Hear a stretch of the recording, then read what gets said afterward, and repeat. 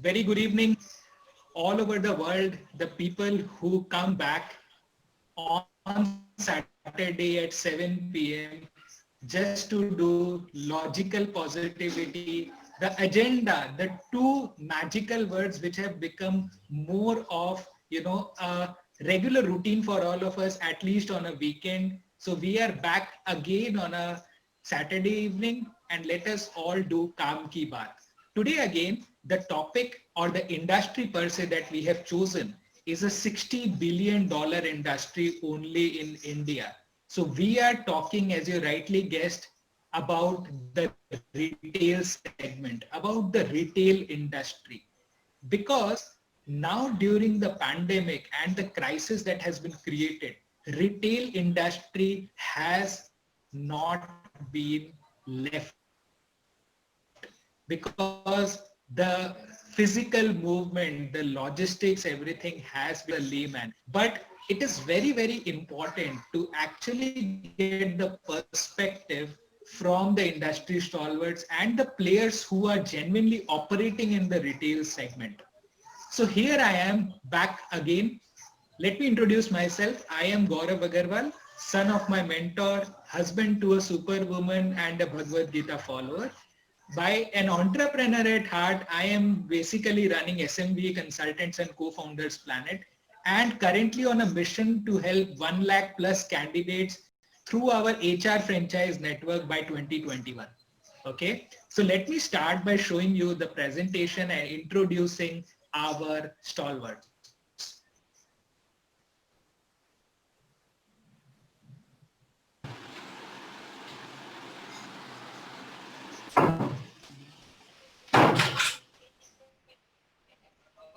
So the first stalwart on Kaam Ki Baat, wherein we will be talking about the future of industry, how we going to adapt to new changes post the COVID as well. The, the first one is Mr. Arun Kumar Vishweshwaran. He is on himself to build more and sustainable and scalable restaurants for future. In an infrastructure of the food industry. He is from Coimbatore. So welcome Arun Kumar. And the next one in the panelist is Ms. Amrita Todi. She is herself the president of Important Technologies Private Limited, born and brought up from the city of Joy, Kolkata, and now currently based in Toronto. The next panelist today is Mr. Mayank Garg. He is the founder of Sanjeevani. He is having a vision of building healthy India, working very dedicatedly for Bharat Bharat. So currently his count of stores, the last count was 155 active stores on a pan-India basis. He's from the heart of India, a typical Delhiite. And our moderator, our favorite Annapurna ji, she is the founder and CEO of Emotionalytics and Company, chairperson of Women Empowerment Association, and from the startup capital of India, Bangalore. So I'll hand over the baton to Annapurna ji. Over to you. Thank you.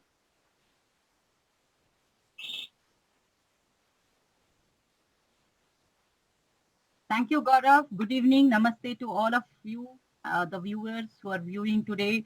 And as Gaurav has already told, today's topic is a very hot topic, the future of retail industry, a $60 billion dollar industry in India.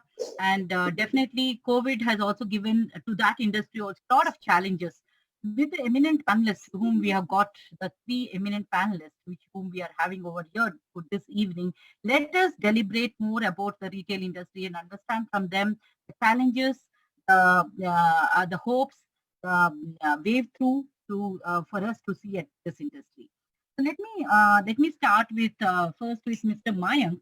Mr. Mayank, either it is the pre-COVID or the post-COVID, medicines are an essential services for us. So pharma thus becomes a very essential services for us. So you are in the pharmaceutical, retail, distribution, and pathology services. And how challenging it is now for you to serve the nation in 18 different locations with 155 stores active stores we are having, and especially keeping in mind the safety, security of all your people who are working with.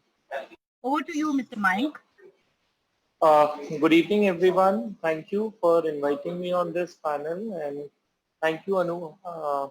Thank you, ma'am, for your this question which you have posed. See, as a retail chain, you can say as an operation manager to this organization, it is little difficult for us to manage our team in this difficult time where people are much worried to come out of their house. So it's for customers as well as our team where they are not willing to come out because of this panic situation which has been like so-called spread by everyone.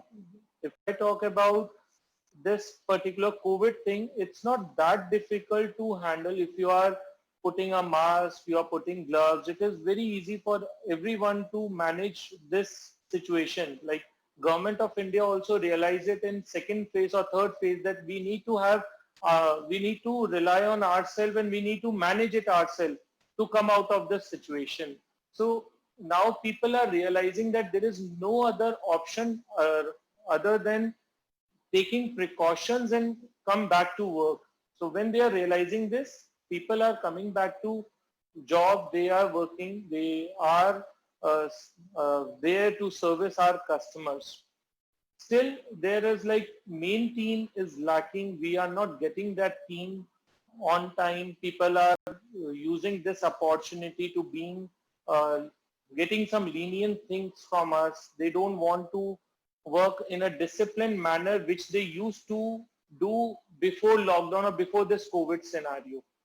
So after COVID, people are more lenient towards their work. They are not focused. This is a challenge which we are facing. And to overcome this challenge, we are hiring more team. We have like onboarded more than 30 new people in our team in past 45 days, where people in other platform, people are reducing their team. In healthcare, we are hiring, and still we have opportunity of more than 50 people in our system. So we need people who actually consider this as an opportunity to work more harder, and they are ready to be dedicated towards their work rather than just considering that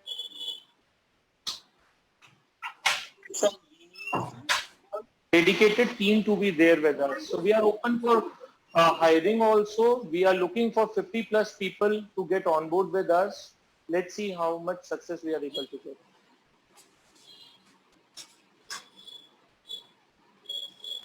That's very nice to hear that you are still on hiring and you need people, you're looking for people, and definitely the care is there, and if we are taking proper care we can survive during this time. So well, while we see the pharma industry, while we are seeing the industry of medicines and things like that, let's see how what is happening when what is happening with people in the industry, wherein we are having Amita with us, who is having a lot of clients where she's dealing with them with the payrolls, HR services, things like that.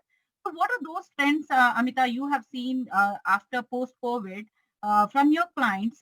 What have you understood that how are they changing? Whether they are coming back to you and telling that we wanted to look at new contracts, or we have to put off these whatever signed up contracts, or are you seeing that a lot of compliance things are getting much changed, or salary packages are getting changed?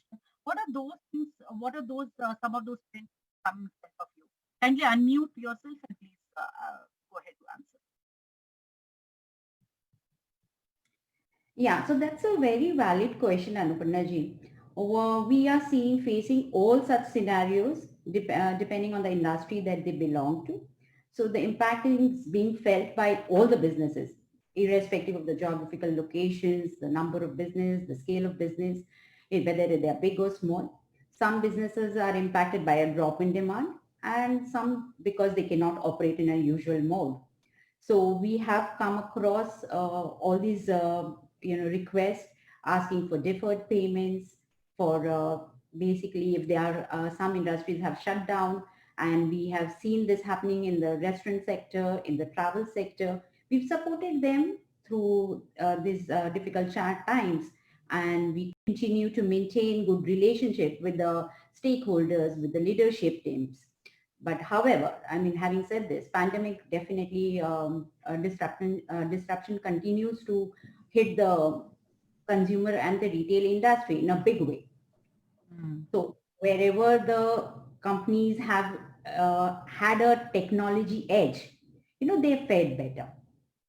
And some have been able to, diverge into or transfer into, diversify into e-commerce solutions, providing online solutions and overcome the physical distancing challenges.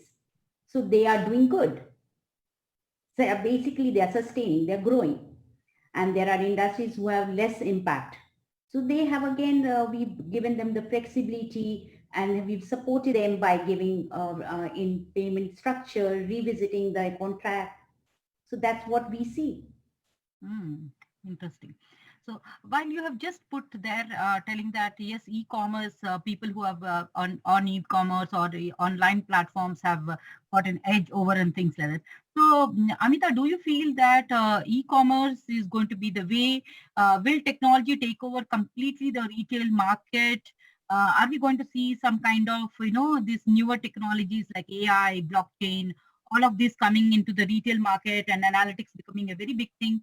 And that's how the trends are going through. How is it? What are you seeing there? And does that bring the edge for the retail market? And then Right, valid question, because that's the way to look forward to. So retail will continue to thrive post-pandemic, that's for sure. But human beings, as Indians that we are, we by nature very social. So we will continue to feel the urge to go to the shop. So that will be there. So during this interim period, we could say that whoever is leveraging technology would be able to survive the storm. And retailers that have heavily on physical stores will need to start online shopping and give a very good customer service, because this trend would continue post-pandemic as well. For examples like customers who wants to shop online. Okay. So they would look at the product availability, they would look at the reviews, but they would still want to go to physically, to go to shop, to have a in person, to have a feel of the product, look at the features before they buy. So the pandemic will just become a catalyst, for many retail categories to become move from offline to online first.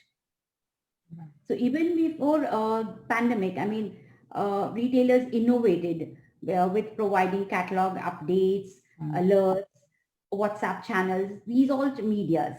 But these retailers have a customer first mindset and would be early to jump on the e-commerce bandwagon. They have already understood customer behavior on online channels. So knowing customer behavior, buying behavior, and conveying trust would be the biggest challenges in making the e-commerce strategy successful. Technology is no longer a challenge. It has become imperative. While blockchain is not very useful there for the retail of e-commerce related problems, artificial intelligence, machine learning, they can be used effectively for providing customer service through intelligent chatbots, product recommendations, and other understanding inventory cycles, supply chains. So all that bridges the gap between the consumer and the end user. Fantastic. Thank you so much. And there, I think from the where you have picked up, Arun, I would like to go, because Amita was telling that customer experience is something which we really are supposed to make it better, and that's what we are. And plus, when we talk about Indian folks, we still are very social. We like to move around, sit around, eat around. For us, eating the food is something, either it's indoor or outdoor. We need to have someone around with us. We just can't eat alone and things like that. Now with your industry, especially with the food industry, restaurants and giving the, very unconventional foods. These are not the, we have these foods in plenty and they are all there. You are making special foods and things like that, and people have started liking to even have a taste buds for that. So how has it been for you to, give that kind of customer experience when it comes to your industry? And what are those challenges which you are seeing at this point of time after this COVID, post-COVID? Yeah, hi, Annapurna.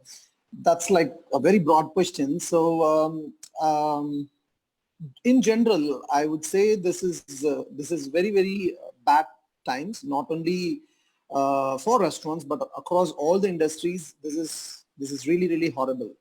Why this is paramount with retail is because there are a lot of fixed expenses that we see in retail. I can represent for restaurants, but I'll share a few things. The organized chains of retail stores, they are at least backed with private equity funds, or it's listed, or you get external funding from outside the countries. Like big players are pumping in money. But whereas if you look at the lifeline of a country, if you look at India, the lifeline is in the mom and pop stores, the kirana stores. So they are actually struggling big time. And the large chains are actually, they can easily adopt technologies.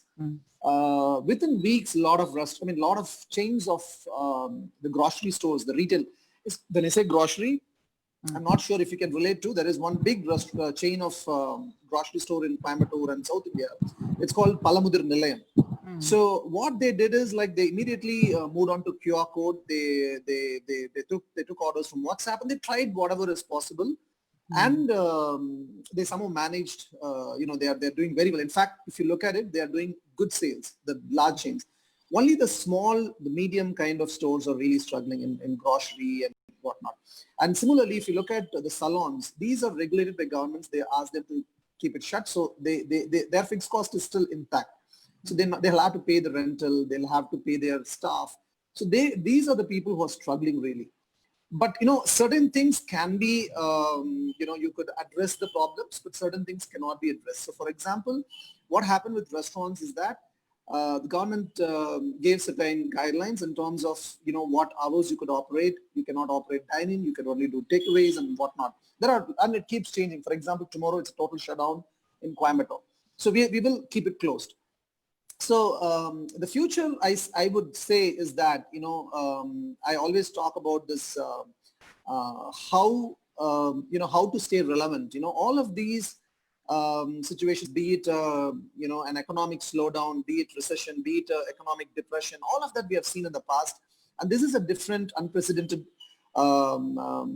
catastrophe, I would say, an epidemic which has happened. But I would say this is a great leveler for super bullish, optimistic people to, kind of get some guidelines. You can't be like super bullish. I'm saying you got to be an optimist, but then you can't be unrealistically super bullish. So these are levelers.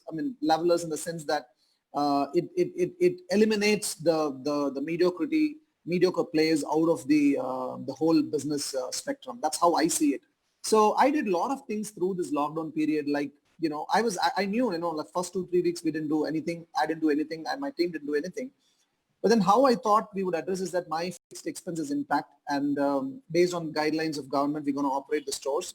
And I knew that I need to cut down on my expenses. I'll have to pay the rentals. I'll have to pay the commissions to Swiggins. Nothing changes. The cost doesn't change. The sales only has dropped because of the fear of Corona. A lot of customers didn't choose to order online, or didn't choose to come for dine-in, and it's everybody knows it.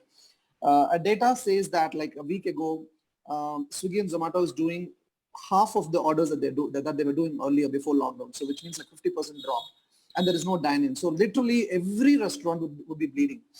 And the situation is the same with a salon industry or any retail industry for that matter, and they are going through this tough time. So what I did was that I was thinking, what next, how to keep our business relevant to future. What are the things that I could do? And, I've been in this business for quite some time, made good friends. And I thought, let me, my prediction is that, restaurants can't continue to be an exclusive branded stores. the viability is not there. And I made one commitment that we will not close any of our stores through this period, be it 3 months or 6 months or the whole of the year. We will make sure we are running it at least, trying to meet our ends and paying the rentals and paying the salaries. So we did a few things like, adding new cloud kitchens, and we continue to keep up our marketing. Maybe Gaurav would have seen it, and that's why I think he remembered me to be part of this call. We kept our marketing going. We introduced a couple of cloud kitchen brands. I also partnered with brands which is like already popular in a different tier 1 town or like different geography. We partnered with them. We brought them to our city, and we continued our marketing going on. So that's how we actually combated this loss of revenue. So with all of this, I added literally like 5 different brands apart from Zuka, what we already do from our outlet. So all of these additional brands have added some revenue into our business. And what I did was that the idea is not to add any extra manpower. We wanted to keep it over-the-counter products.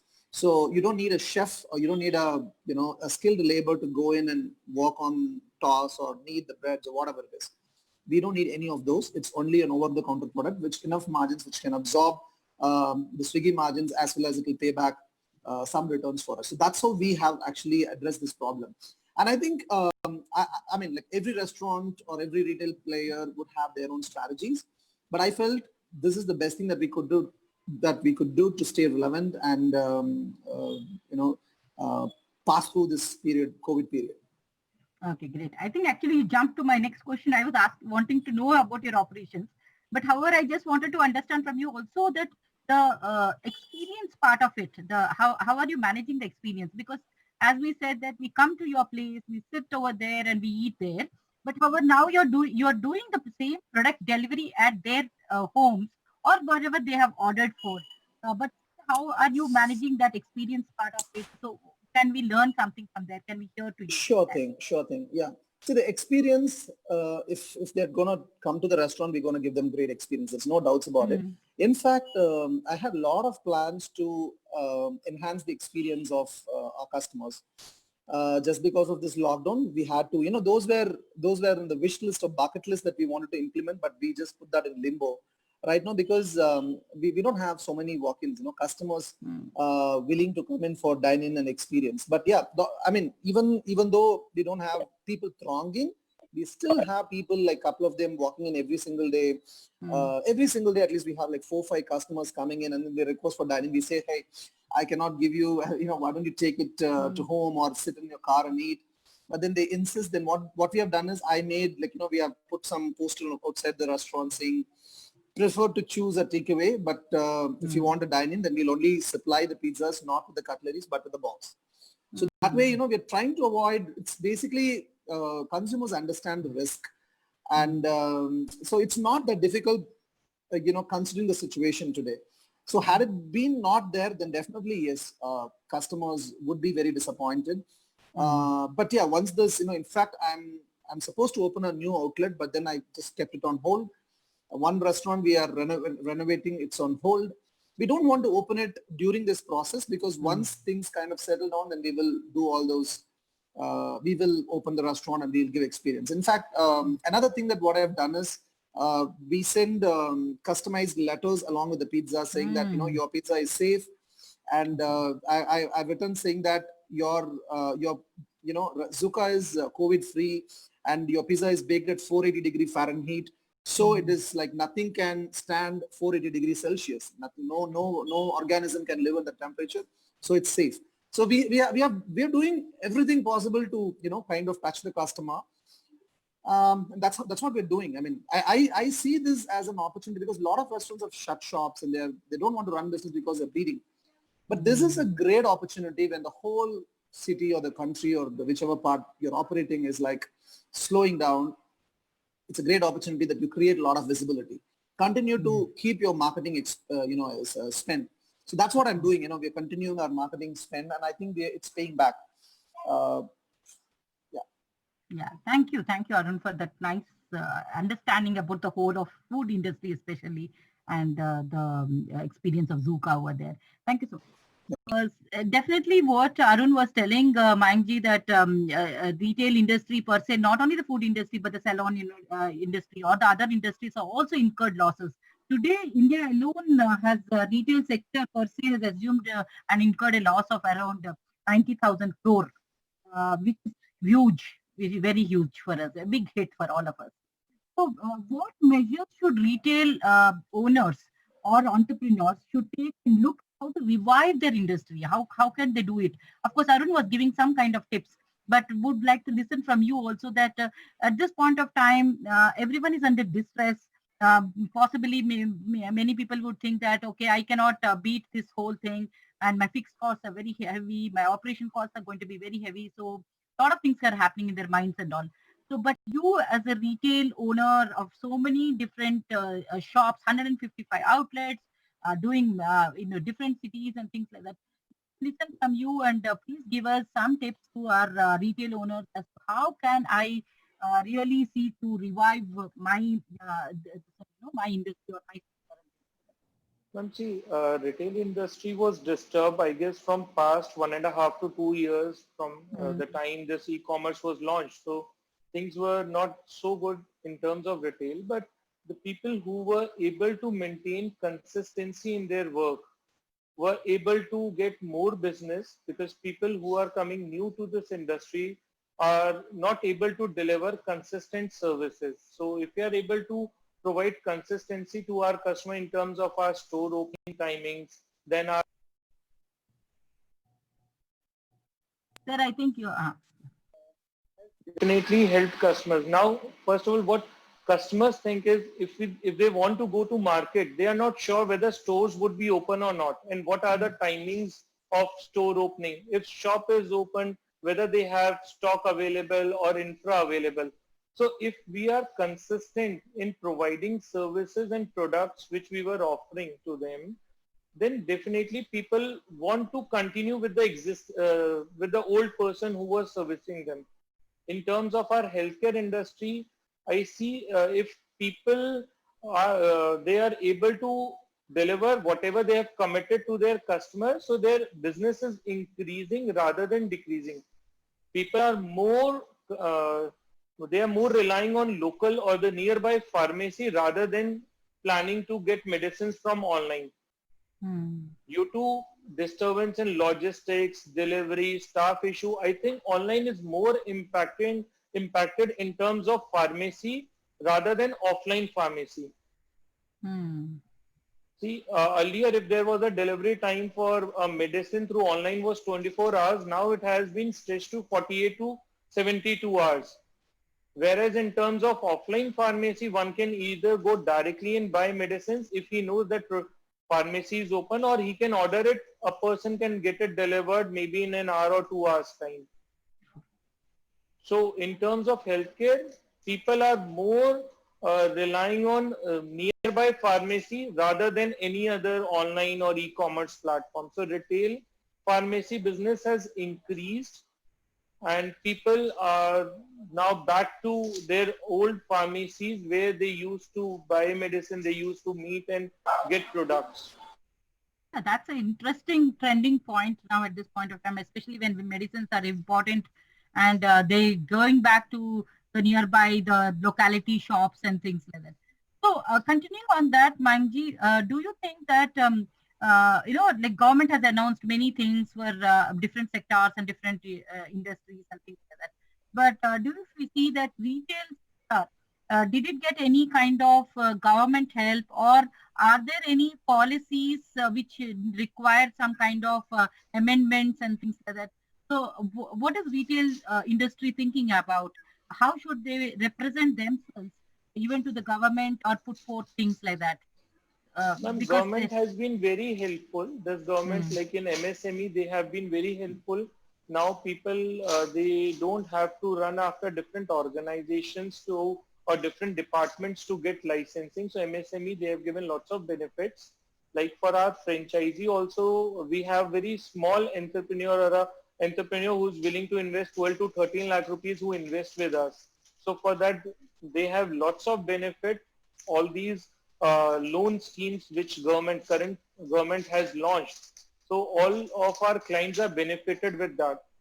So one who's willing to start a pharmacy, he can start with 5-6 lakh rupees of his investment, and 5-6 lakh rupee loan he can take it from his bank, which is a collateral free loan which government is providing to start a business.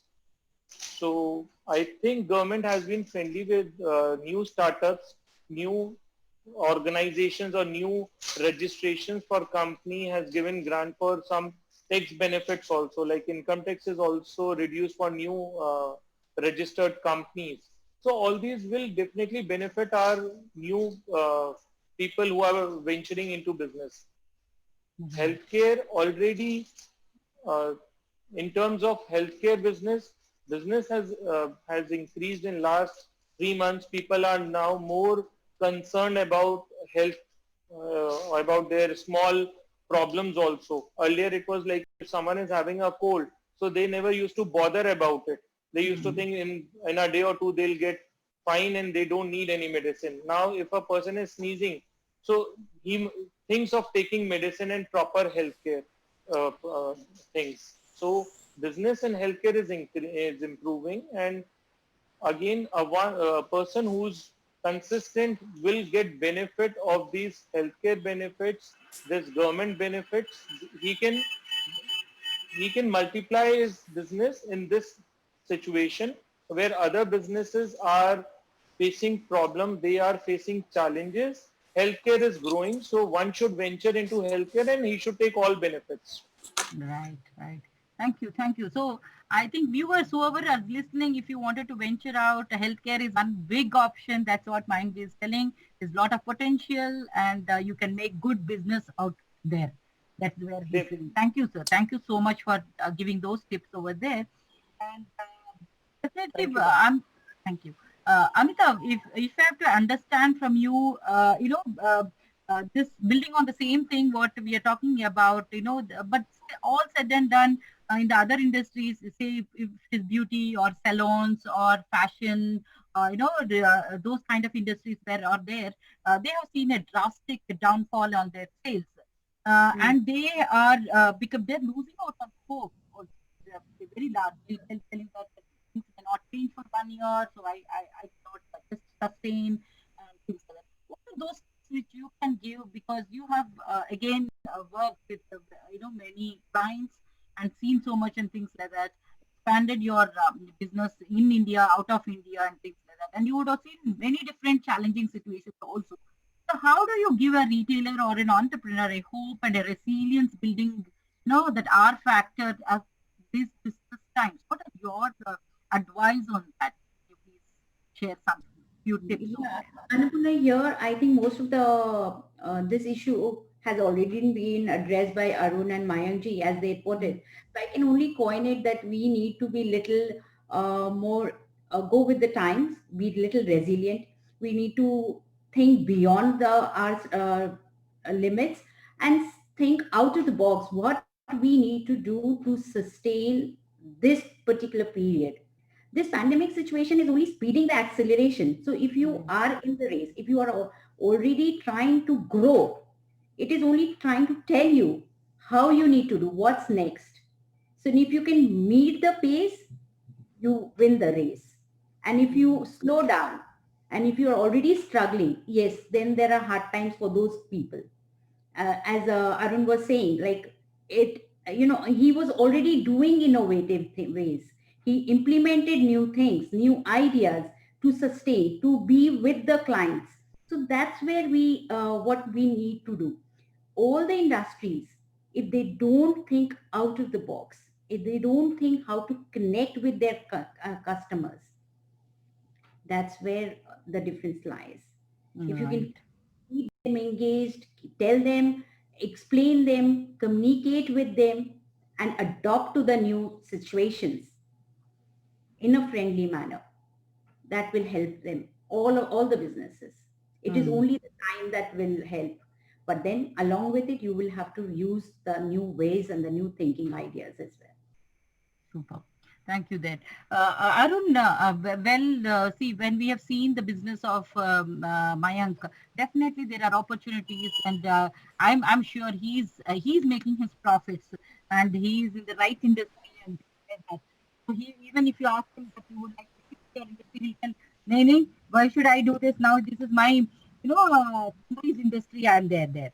So and it is ever sunrise for them every time when you talk about pharma, medicines, and things like that, healthcare industry. But now when we come to your industry, Arun, especially it is not, as we were discussing, these foods are not again eaten by everyone. You know, if it is idli dosa or something in the southern part of India or in the northern part of India, the puris and parathas and things like that, they're always all-time favorites, all generations and things like that. Now, considering all of this, would you still stick on to your industry, or are you thinking of any diversifications? And what is your advice to people that should we stick to what we have started and what is our passion and things like that, or should we now think that hey, this is not going, let me try something else and let me start something else? How do you suggest over there, Arun? That's a lovely question. Thanks so much for asking that. See, I would say the fundamental thing to be an entrepreneur is that they should have the perseverance and resilience to stay with what they do. If you look at me, I've spent, I mean, whatever be the number of years, I've spent all the time just doing what I was doing, what I was dreaming about. These situations like this will only make you stronger and better because it's giving you an opportunity to think out of the box, like what our fellow participant was discussing. I feel I actually made one blog about how to unlock your true potential during this lockdown. It's a great opportunity. As I said, it's a leveler. It's an opportunity for an entrepreneur to look within their industry, whatever they are operating. See, I mean, I have a very tangential view to how you look at healthcare. See, the problem with business is that when people see it as an industry, a blooming industry, everyone jumps into it. So that's the psychology, right? Why people go after IT jobs? Because Rossi, like decades of years ago. But today people are getting laid off. People don't look at that as a career option. And similarly in business, healthcare may be great. I mean, I'm not saying anything is bad either, but what I'm saying is you need to look within yourself, within your industry and figure out ways to innovate and keep it relevant. See, I could do it in my restaurant space. You could do something with salons. You could do something with your kirana store. You could do, I mean, you know better than anybody else because you're the master of trade. So I have spent like 5 years. 5 years is not easy. I mean, you're dreamt, you've slept, you're every single minute you're breathing and you're thinking about one business. And why do you have to give up just because some catastrophe like this would come in? This is an opportunity. A lot of competition will get smogged off. So I would say strongly that you will have to stick to your core, your fundamentals. Look how to figure out ways to stay relevant for future. This is a great opportunity for every entrepreneur. I mean, the natural selection process is this, it eliminates mediocrity. So instead of looking at IoT, I mean, I'm not really looking at I have figured out a new way of capturing the data from Swiggy and Zomato because they don't share the customer information. This has emerged during this COVID period because now I felt a requirement or a need to how to get the customer information. They're ordering from me, but I don't even know who's ordering from me. So I have created an innovation around this. All of this would happen. So I mean, it's a natural process to cleanse and smoke off those mediocre players because entrepreneurship is not easy. It's really, really tough. So we only want people with that resilience. There could be failures. There will be a lot of failures that you see through the path, through the journey. This epidemic is also one big test for your, resilience. And if you can get past through this, you will be phenomenal. But I mean, of course, I've also been thinking about doing few things. I'm not going to be full-time in anything apart from restaurants. So I only can give some bit of my time share. I feel that mental health would be a great opportunity going forward, like with this again in a healthcare space. What was luxury will become necessity. And this is how even pizza is. It was a luxury, now it has become necessity. Tea was a luxury, now it has become a necessity. My mental health is also a luxury. It was only addressing the top, the cream of the population. Now it is actually becoming a necessity for even common man. I think the adoption will happen. So yeah, I'm probably investing in some area, just an investment, but I'm not going to put my mind or my time into it. I will continue to expand. In fact, we closed one franchisee during this lockdown. So that kind of gave us a lot of kick. And I also did one more thing, like for all our franchisees, if they had some difficulty in terms of generating the revenue, I have given all my other cloud kitchens for free to them. And we did not charge anything. During this lockdown the period, we did not charge anybody any royalty. So because they are our long-standing partners, I want to make sure that they get passed through this phase. And I'm absolutely okay with that. So this is how I look at it. Thank you. Very good. That gives us a lot of confidence by telling that whatever you have started, stick with that, believe in your passion, believe in your hardship, and then continue the journey. The time will pass out and then we will have the good days there. Thank you so much, Arun, for that there. And over to you, Mr. Mayank. Definitely, I wanted to understand that how can, some tips on, how can I absorb this short-term shocks which I'm having at this point of time? I'm sure you have also seen a lot of challenges in your career while you build the whole of the system. So give us some tips as to how can I absorb these, short-term shocks which I'm having at this point of time, and how can I overcome them and see for myself, some light at the end of this tunnel. Over to you, Mr. Mayank.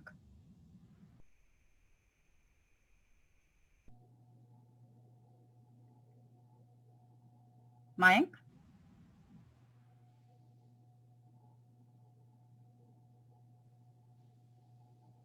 Gaurav, we are having this one? He's there. Yeah. Okay. Probably, some network issues. Probably there. Okay, we will take that tip definitely from him. Gaurav, I understand there are some questions which are floating out for us. Yes, why don't you read those questions and let our other two panelists be answering while we get Mayank back on our this one. I think he's there. Mayank, are you able to unmute and speak? And I saw him unmuting. Anyways, okay, Gaurav, go ahead, continue. The first question is, since we have been talking about the retail segment. You're on mute. Yeah, sorry. Actually, my internet is weak, so I couldn't hear that. Yeah, okay, hold on, Gaurav. I'll just take Mayank and then come back to you. Mayank, what I was trying to ask you is, now that, of course, Arun has given us a great, punch over there by telling that respond to your whatever you're doing. And I just wanted to listen from you that these intermediate shocks which we are having at this point of time as a retailer or as an entrepreneur, what are those would you share to us? Because you have also seen a lot of challenges while establishing your business. So can you give some tips to our viewers by telling that take care of these things and definitely you will be out. So can you share some tips over there? Yeah, so see, there would be problems which would come up. We need to consider that we have to be a solution seeker rather than considering every situation as a problem. Everything maybe there can be it depends on an individual. Some individual think if power is not there, it's a problem. If staff is not there, it's a problem. For another person, it can be a different problem. So for any problem, if you are thinking that there will be challenges which would be coming up and we are there to solve it. So any business can be a successful business. Whether you're talking about franchising, retailing, a pharmaceutical retail store, anything. So you need to consider this challenges as whatever problems are coming up as a challenge, and you need to seek solution to it. And that is only a method of coming out of any problem. If we are considering any problem a problem which we cannot solve, then already we cannot think of any solution of that problem. True. That's a great takeaway. I don't see the problem as having to work on a solution. If you are not able to think on that as there is a solution, then I think we'll get stuck over there. Definitely. So it's not like you are taking a franchisee, there won't be any problem which would be coming. There would be some other problems. If not a basic know-how which a franchisor provides for franchisee, there can be other challenges which would come up. So rather than considering that it's a problem now, what to do, better we should look for solutions. What are the alternatives we have, and we can work out a solution. Great. Thank you so much on that. Yes, Gaurav, the questions, if you could help us, please. Yes.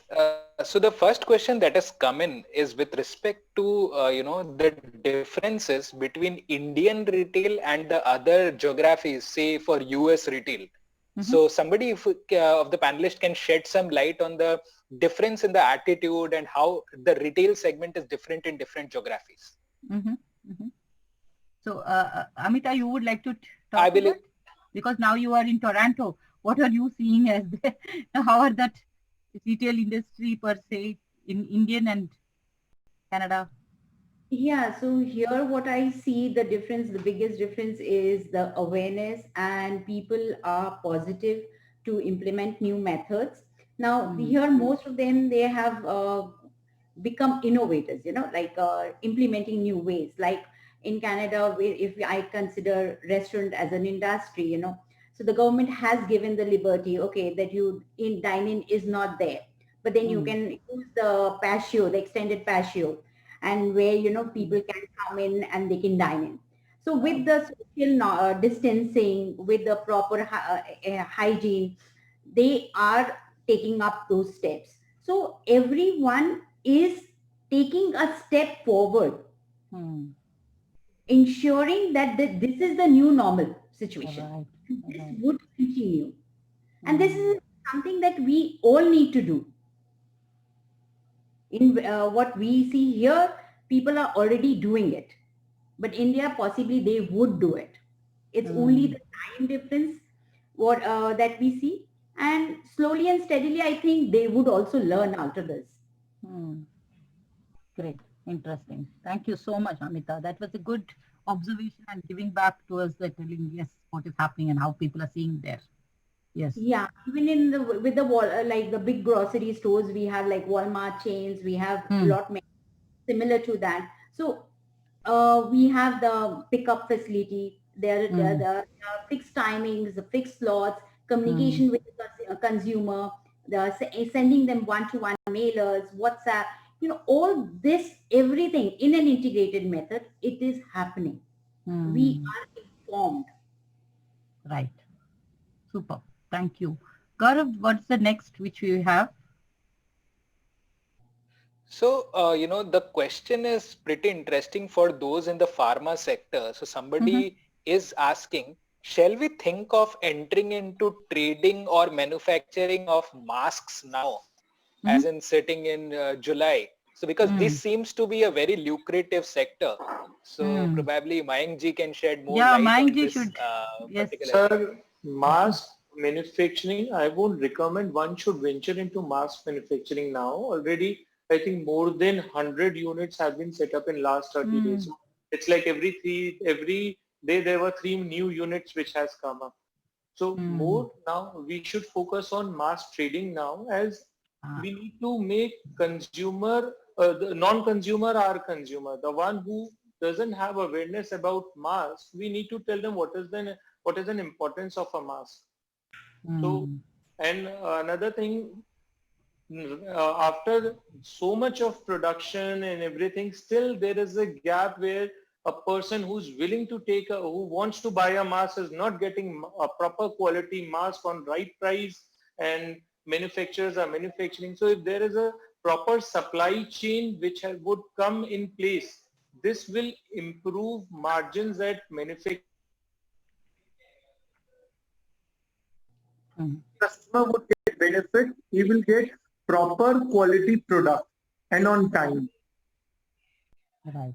So trading is something which can definitely give more volumes, and one can have more options to sell rather than going into manufacturing.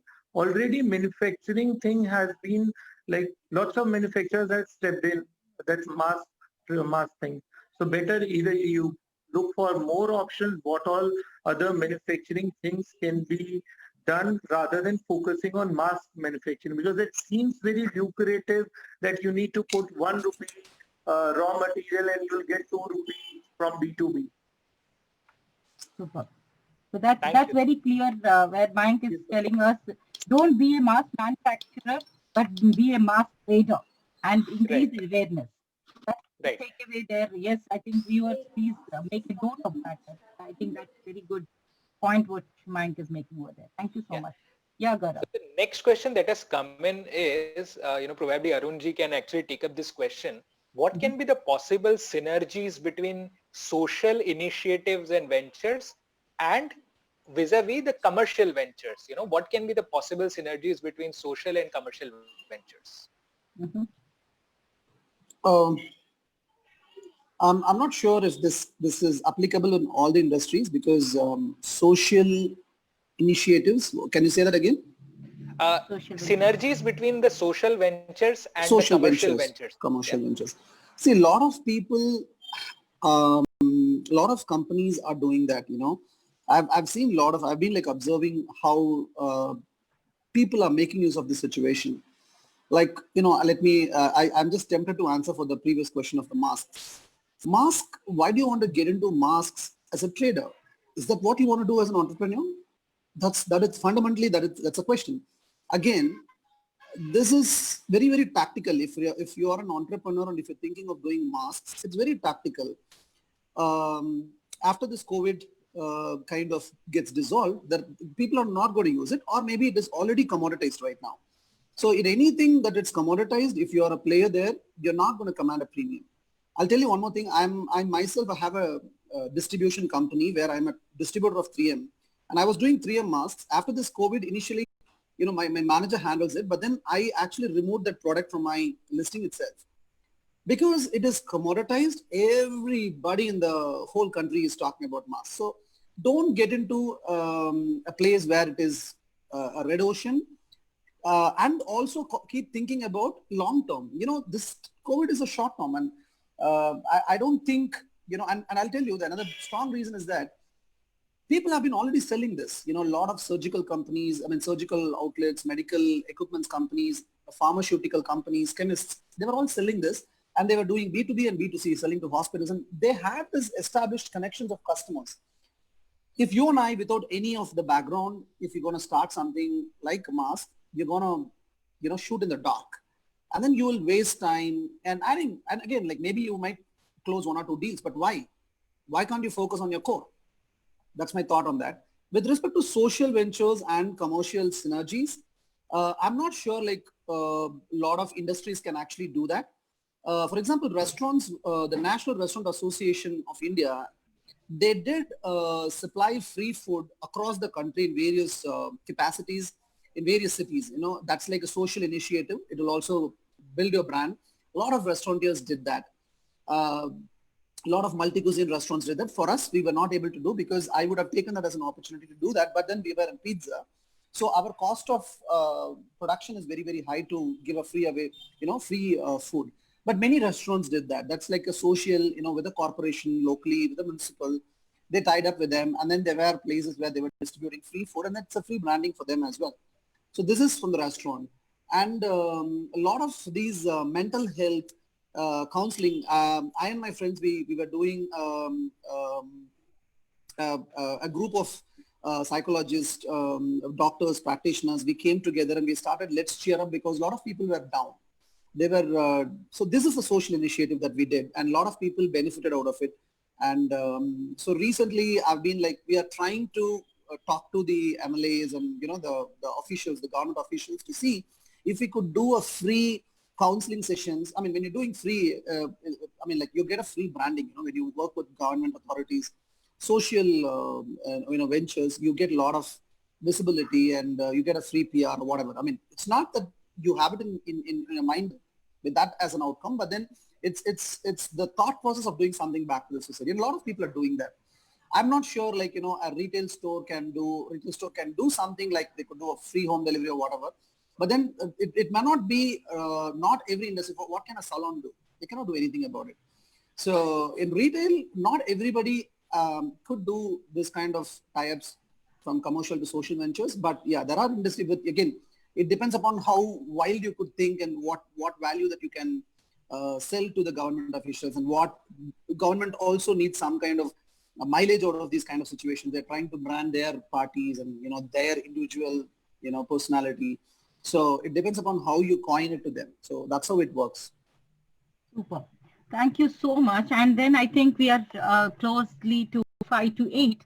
So I think each of my panelists has to give, they have spoken and they have given various experiences of theirs, beautifully packed there, and they have told about each of the industry, HR, payroll industries, geographies, pharma industry, food industry, and even talked about other industries like that. So as we come to the close of this wonderful session, what we had deliberating on this retail industry, I would like to go back to each one of the panelists and tell that today for our viewers, just give us one Kaam Ki Baat, one word, just one word. I know you have so much to say again. One word which they can go back to their home by resonating that again, and they, they continue their journey. Over to you, Amita. What is the one word which you want to give back to our viewers? With the entrepreneurial spirit, I think we need to be risk takers and be resilient. Wow, wow. See, it's so very difficult to tell one word, but I will take it as you have to be, as an entrepreneur, a risk taker. That's what I will park there with Amita.